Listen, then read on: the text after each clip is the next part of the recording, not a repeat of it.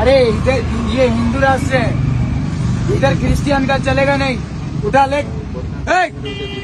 ഒഡീഷയിലെ പുരിയിൽ വഴിയോരത്ത് ക്രിസ്തുമസ് അലങ്കാര വസ്തുക്കളും സാന്താക്ലോസ് പ്രതിമകളും വിൽക്കുകയായിരുന്ന പാവപ്പെട്ട കച്ചവടക്കാർക്ക് നേരെ തീവ്ര ഹിന്ദുത്വവാദിയുടെ അതിക്രമം.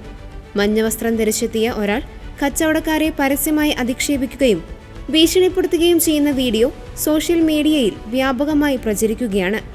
ഇന്ത്യ ഒരു ഹിന്ദു രാഷ്ട്രമാണെന്നും ഇവിടെ ക്രിസ്ത്യൻ മതവുമായി ബന്ധപ്പെട്ട രൂപങ്ങളോ വസ്തുക്കളോ വിൽക്കാൻ അനുവദിക്കില്ലെന്നുമാണ് ഇയാൾ ആക്രോശിക്കുന്നത്.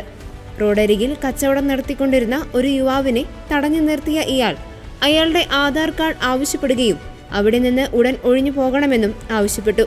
ബോഗാവോ യാർ അഥവാ ഇവരെ ഇവിടെ നിന്ന് ഓടിക്കൂ എന്ന് ആക്രോശിച്ചുകൊണ്ട് സമീപത്തുണ്ടായിരുന്ന പ്രായമായ സ്ത്രീയോടും ഇയാൾ മോശമായി പെരുമാറുന്നത് വീഡിയോയിൽ കാണാം. പുരിയിലേക്ക് ഇത്തരം കച്ചവടക്കാരെ പ്രവേശിക്കാൻ അനുവദിക്കില്ലെന്നും ഇയാൾ ഭീഷണി മുഴക്കുന്നുണ്ട്. മതപരമായ അസഹിഷ്ണുതയും വിവേചനവും പ്രകടമാക്കുന്ന ഈ സംഭവത്തിനെതിരെ കടുത്ത പ്രതിഷേധമാണ് ഉയരുന്നത്.